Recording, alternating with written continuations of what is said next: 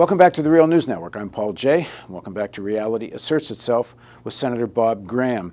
Senator Graham was the chair of the Senate Intelligence Committee. He was also the chair of the Congressional Joint Committee into 9/11, and he held many other important positions on intelligence. And from 2010 to 2012, was on the CIA External Advisory Board. Thanks for joining us again, Senator. So we were talking off camera, and I think we kind of just pick up where we were, and then we'll kind of get back to where I was headed in the interview. But we were talking about the role of the media and how little and practically no discourse there is, debate, follow-up on issues raised by your commission and other books that have come out on the whole issue of the Saudi 9/11 Commission. What do you make of that? It's an enigma to me as to why something that is so important, not just to be sure we have the historical record right, but that justice is done.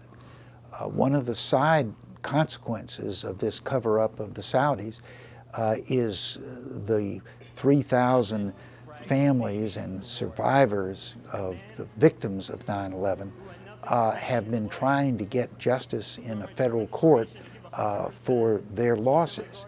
And in each instance, they have been turned away under the shield of sovereign immunity. You cannot sue Saudi Arabia. And the United States government has gone into the courthouse on the side of the Saudis, not on the side of the U.S. Citizens who have lost so grievously. So this is an issue that is contemporary and has real impact and significance today, and why the major U.S. media has not seen this as an issue worthy of in-depth investigation and dogged follow-through is an enigma to me. Now, when the Saudis are asked about this issue, that the former head of Saudi intelligence, Turkey, says that the Saudi intelligence actually tried to warn the Bush administration that attack was coming. He said that they've been monitoring people in the United States, and that they told the Bush administration that they had specific information that something was coming, and they were ignored, that there seemed to be no interest on the part of the Bush administration in what they had to say. I've heard rumors of that. I have not personally confirmed that that is an accurate statement, but I wouldn't be surprised that there was just sort of a general disbelief. I think the 9/11 Commission called it a lack of imagination that something of this scale could occur in the United States, and therefore when people sounded alarms that it might in fact be on the verge of happening, they were largely ignored. So when you say the Saudi state is involved in this, it's a somewhat contradictory if the head of intelligence is trying to warn the United States that it's coming. I mean, do you see this as something that's, government policy, or individuals in the government were involved? It wouldn't be government policy in the sense that someone would stand up in the State of the Union address and announce that we are going to have a policy of not following leads that suggest the United States may be in some immediate peril. No, back up. I'm talking about the Saudi policy. When you look at the Saudi role, and we're certainly going to get to actually where you're headed there, in terms of what we think was the U.S. government consciousness at the highest level on all of this. But right now, I just wanted to ask, when you say this is the Saudi government involved, so is this Saudi government at the highest levels making Saudi government policy, or these are individuals involved in the government and royal family that are doing something sort of on their own? The reality is that the line between what is private and what is public in a monarchy of the length and pervasive influence of the House of Saud in Saudi Arabia is ephemeral. And in fact, in these cases where Americans have tried to sue entities, some of which are governmental, some of which are what we would call private sector, some are even charitable because of their alleged involvement in 9/11, the same shield of sovereign immunity has been raised by the Saudi government to protect everything that is of a Saudi origin. So they, by their actions, have accepted the fact that this is a fully integrated country, and it is legally possible to say that everything that happens is an action of the government. Now, we're going to get into more detail later, and there's a much more detail in Senator Graham's book, Intelligence Matters, about where his committee really traced the data points that connected Saudi government officials to the conspiracy. And we'll get into a little bit later, but I still want to talk a little bit more big picture. Why would they? Assuming you're right about the Saudis, what's in it for them? Well, I wrote a novel called Keys to the Kingdom out of frustration that much of what I knew had occurred had not been made available to the American people, because every time it was suggested, it was immediately classified and rendered out of bounds. It was mentioned to me by another former high-ranking government official that he, facing the same frustration, had overcome it by writing exactly what he would have written in a nonfiction book, but put the word novel on it, and it got by the censors. So in the novel, I suggest some answers to that, and I don't think they are far-fetched or extreme. One of those is that we know that at the end of the first Gulf War, bin Laden was very angry at the royal family for having allowed U.S. troops, foreign troops of any nationality, to essentially occupy a portion of Saudi Arabia. His anger was deepened by the fact that he had offered to come to the defense of the kingdom using several tens of thousands of war-hardened troops that had fought with him in Afghanistan against the Russians. That anger upset the royal family, and so I project, what if bin Laden had said to the royal family, if you won't deal forcefully with the Americans, we will do it, but we need your help in terms of being able to assist, support, maintain our operatives who are going to be in the United States. And if you refuse to give us that support, then I'm going to launch civil unrest inside the Kingdom of Saudi Arabia, and your monarchy will be under the same threat that the former Shah of Iran was when he was toppled from power.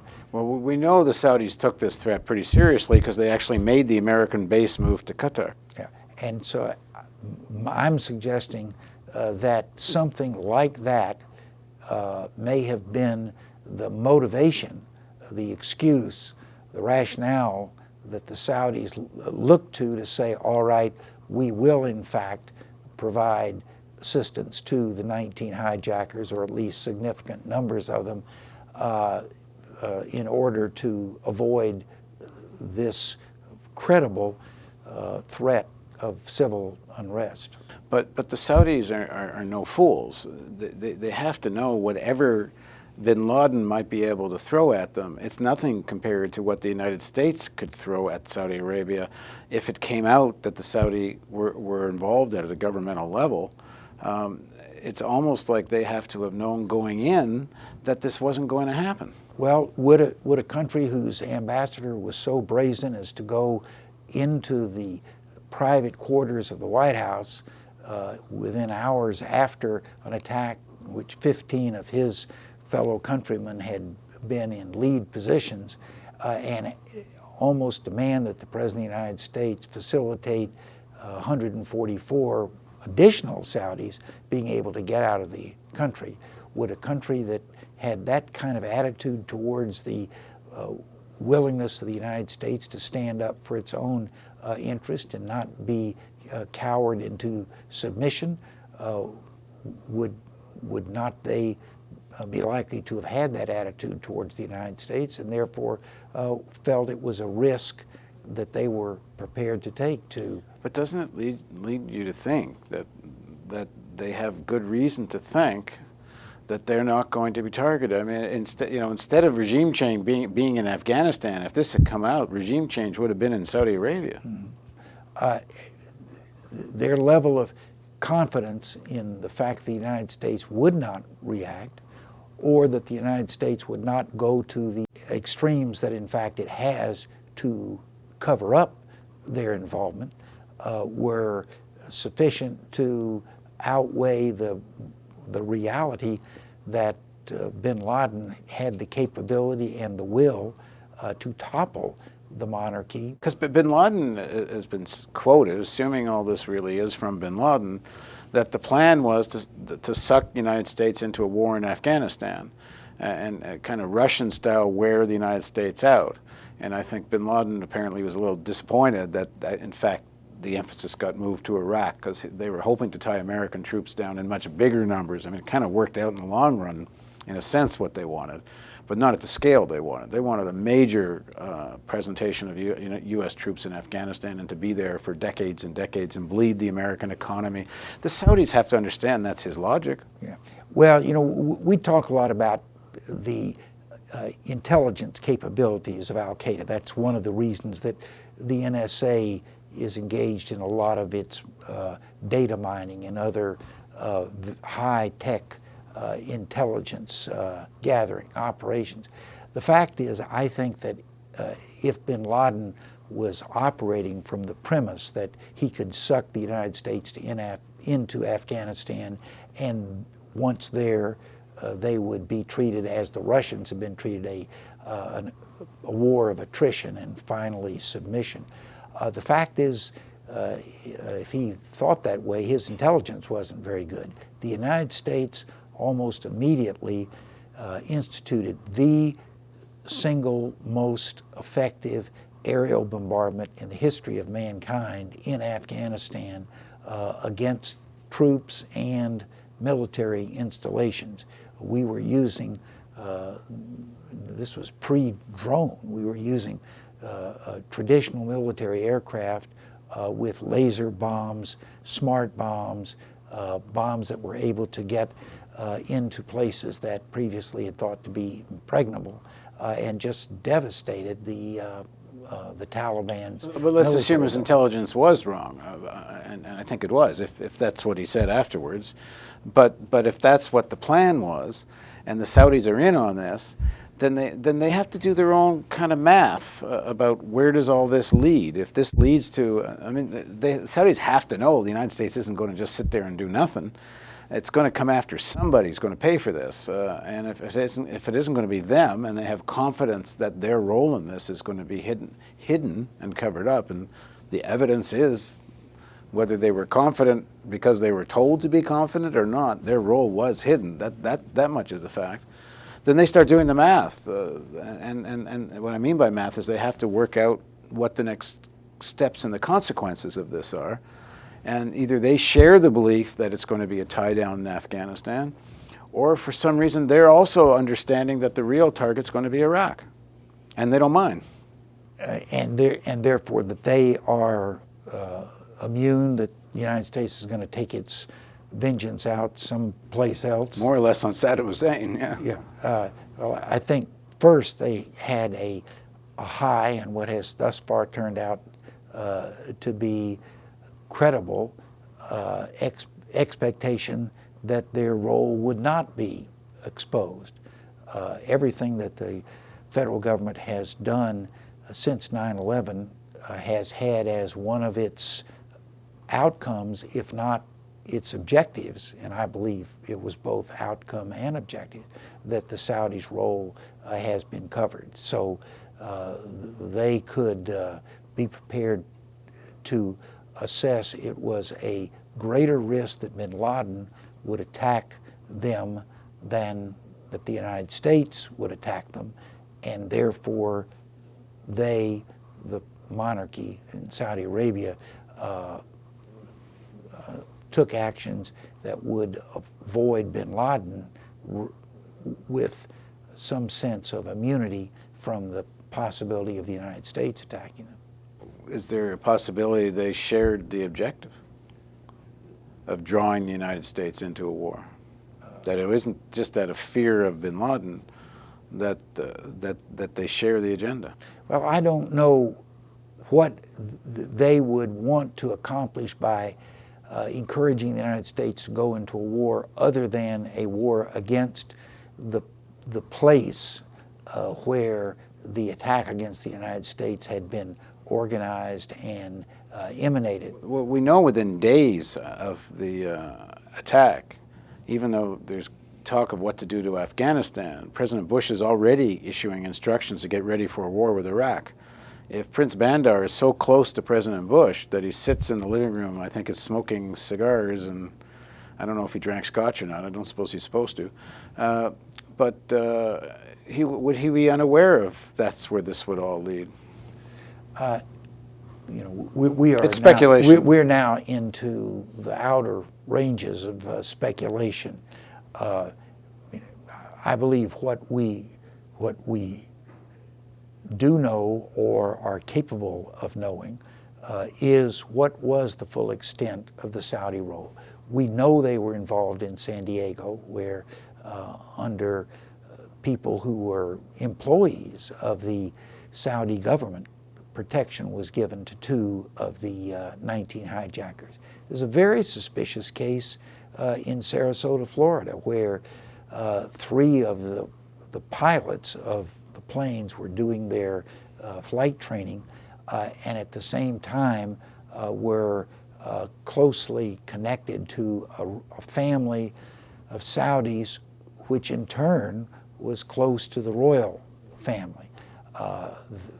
That has been another area that has been closely held and except the American people have been blocked from understanding what happened in that instance. What we don't know is what was going on in other places like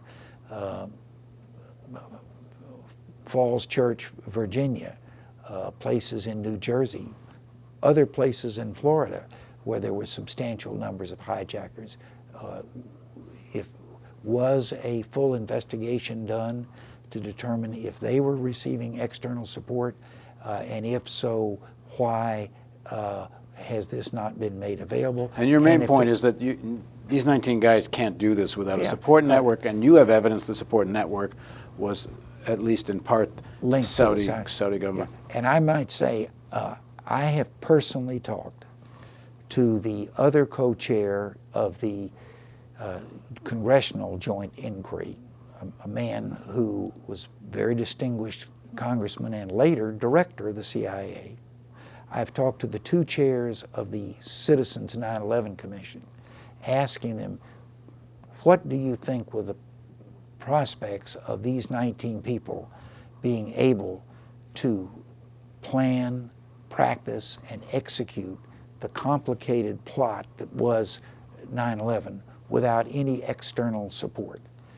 All 3 of them used almost the same word, implausible, that it is implausible that that could have been the case.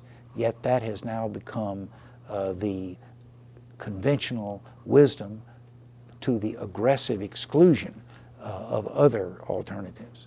Well, in the next segment of our interview with Senator Graham, we're going to look at the role of the Bush administration after 9/11 and before. In his book, Senator Graham calls the Bush administration's hindrance of 9/11 investigation disgraceful.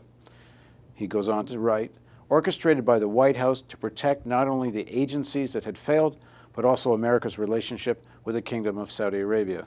So please join us for the next segment of our interview with Senator Bob Graham.